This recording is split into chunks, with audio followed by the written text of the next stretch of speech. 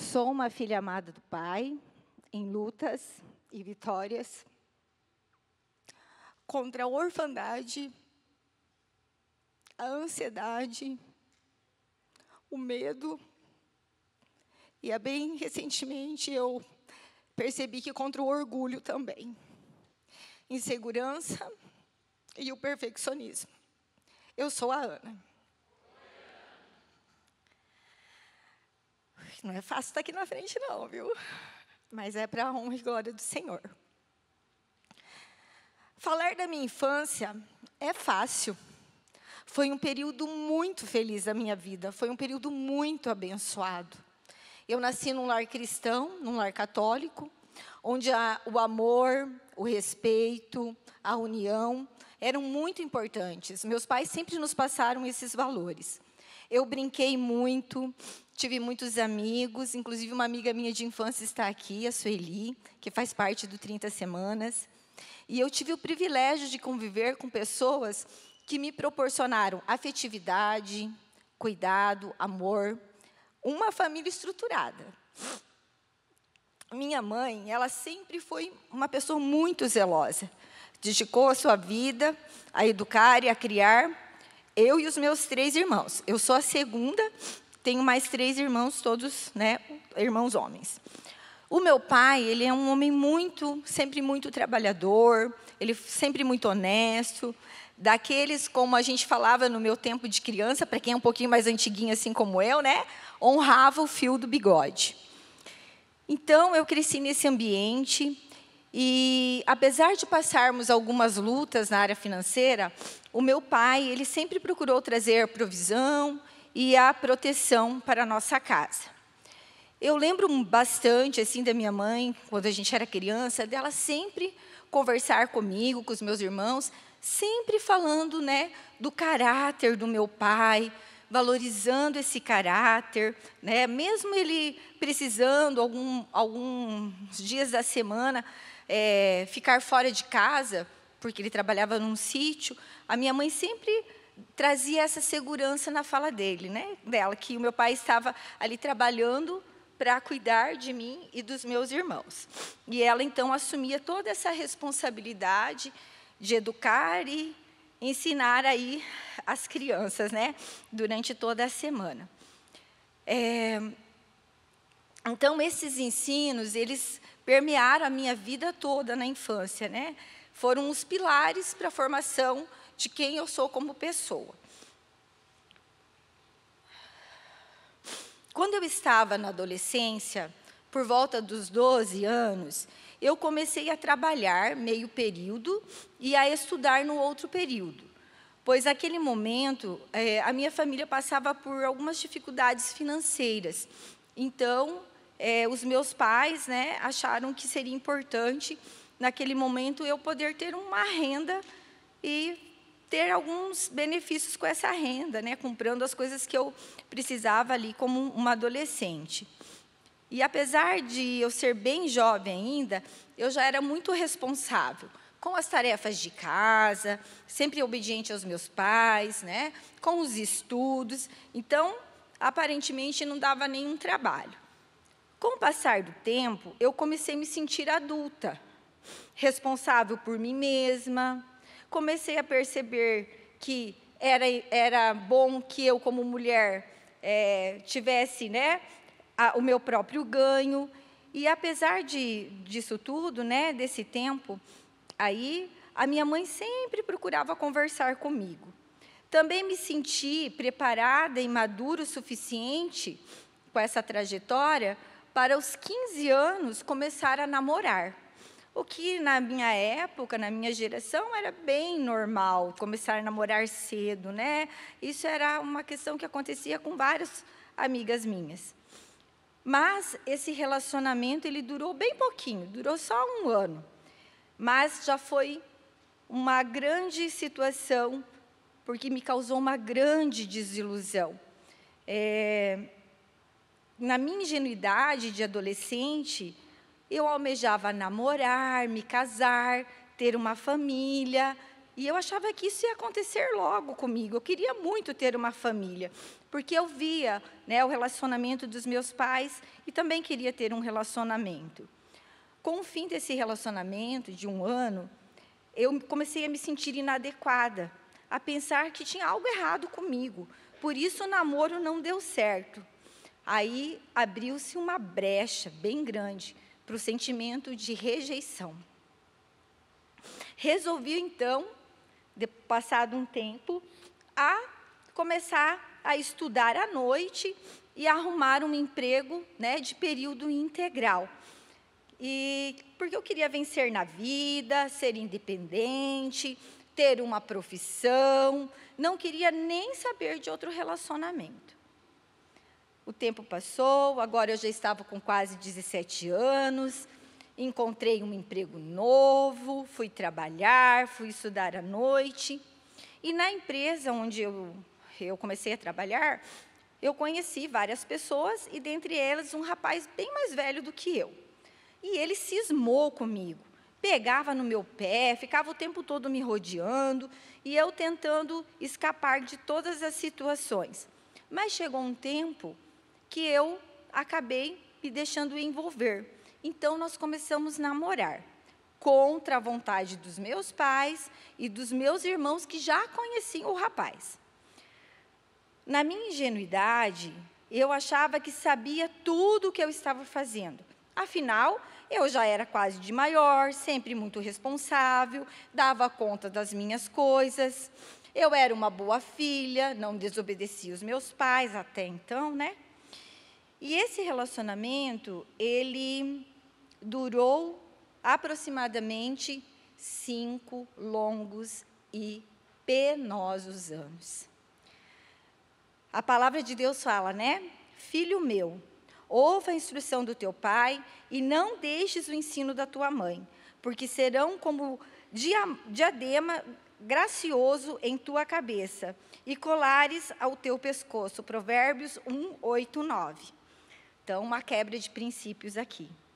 Esse relacionamento, né, que durou 5 anos, no início, ele parecia ser um bom relacionamento. Tudo estava correndo muito bem.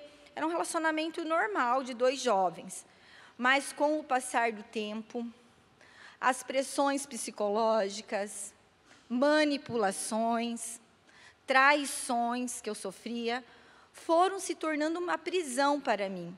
Não conseguia sair daquele poço que eu entrei por conta própria. Me tornei codependente. Por mais que me alertassem, que me pedissem, que me avisassem, eu não conseguia dar fim àquele relacionamento, porque eu me sentia culpada, rejeitada, desprezada. E uma visão distorcida de quem eu era começou a minar a minha identidade. Então, a tristeza tomou conta de mim e fiquei bem doente. Cheguei a pesar 41 quilos. Então, eu já era magrinha, perdi 8 quilos ali nessa brincadeira. Precisei ser internada para me recuperar de uma anemia profunda, causada por toda aquela tristeza e desilusão. E, com isso, fez, né, que todos que realmente me amavam sofressem, principalmente os meus pais e os meus irmãos.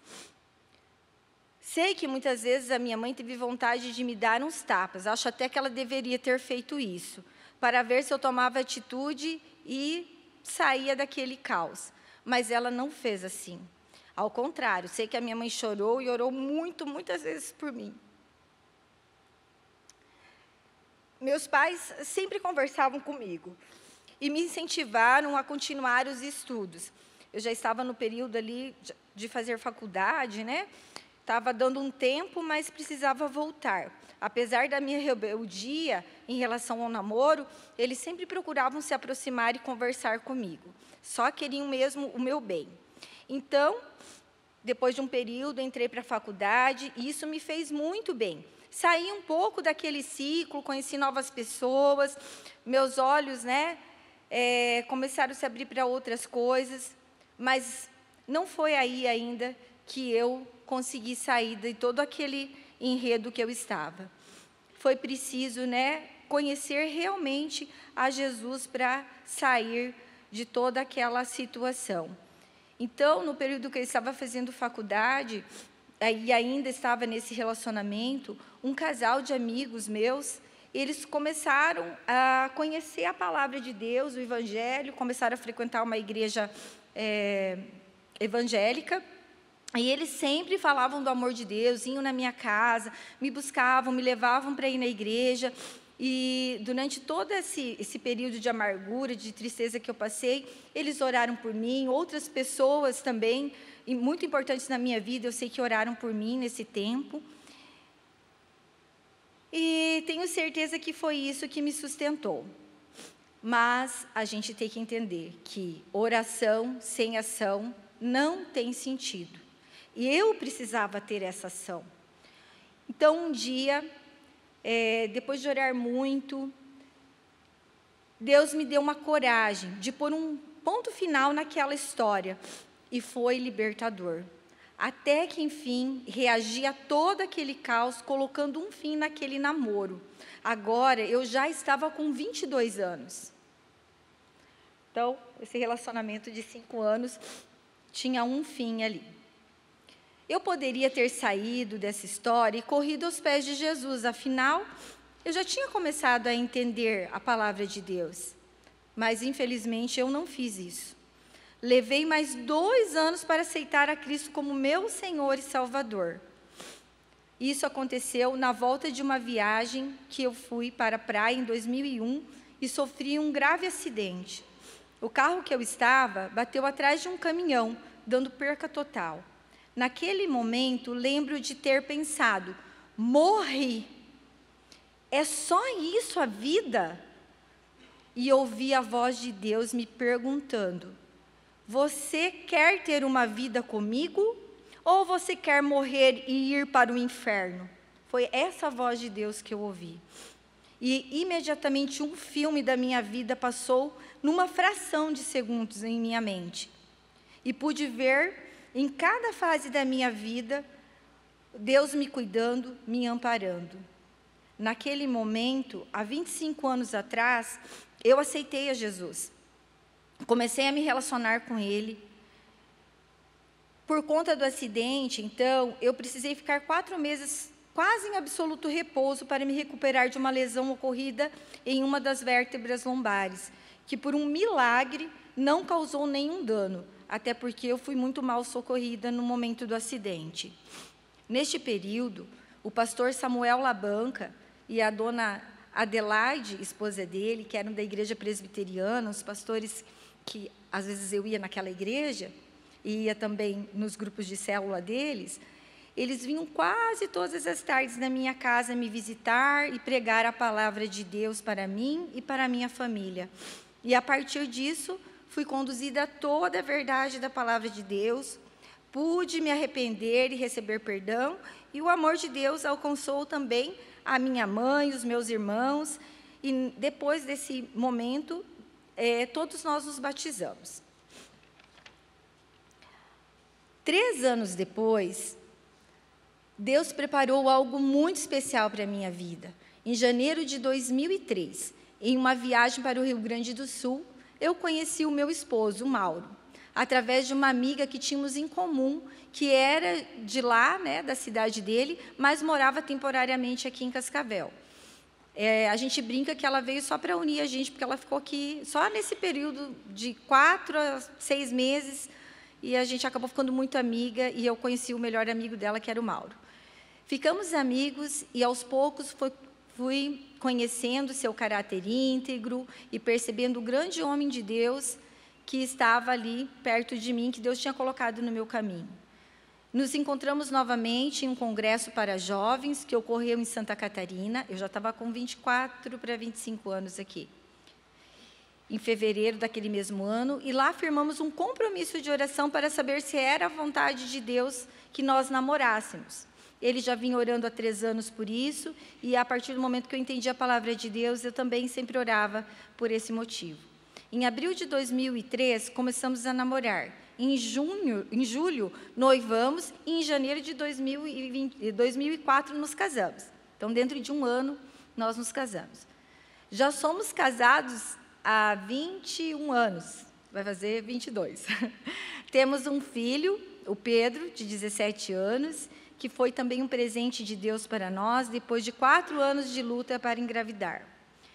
Pela graça de Deus, temos vivido um relacionamento que fica melhor com o passar do tempo, pois nossa aliança é um cordão de 3 dobras, com Cristo sendo o centro. A palavra de Deus em Eclesiastes, ela diz, 4:12, diz que um homem sozinho pode ser vencido, mas 2 conseguem defender-se. Um cordão de 3 dobras não se rompe com facilidade. Então, meus irmãos, caminhar com Cristo é crescer continuamente. A obra que Ele tem para fazer em nós, ela não para, ela vai ser contínua. Nesses 25 anos de conversão, tenho buscado a cura em algumas áreas da minha vida, tentando vencer a ansiedade, o medo, o perfeccionismo e agora, também o orgulho, agora tendo entendido isso. E o 30 semanas foi aqui que eu renovei, a entrega e o controle total da minha vida a Deus, porque Ele é um Pai perfeito, que apesar dos meus erros, fraquezas e falhas, me ama. E depois de muitos anos de conversão, após um retiro de mulheres, eu pude também pedir perdão para os meus pais de todo o comportamento, de tudo que eu tinha causado a eles. E grata surpresa minha, eu só ouvi palavras de bênção sobre a minha vida e que eles não tinham mágoa nenhuma de mim, pelo contrário, falaram das qualidades que eles podiam ver em mim como filha, mulher, mulher que está seguindo ao Senhor, como esposa. Então, os passos que a gente tem vivido, que vivemos no 30 semanas, participando dos encontros, dos momentos, com o confidente, isso é muito importante, o retiro de escrita das memórias, isso tudo ele nos conduz a vivermos uma vida livre e plena, na liberdade que Cristo nos confere. Precisamos ter um foco ajustado, 30 semanas nos ajuda a ajustar o nosso foco na identidade real que nós temos de filhos e filhas amadas do Pai. Então, eu deixo uma palavra para vocês final. Estou convencida de que aquele que começou a boa obra em vocês vai completá-la até o dia de Cristo Jesus. Filipenses 1:6. Obrigada pelo silêncio.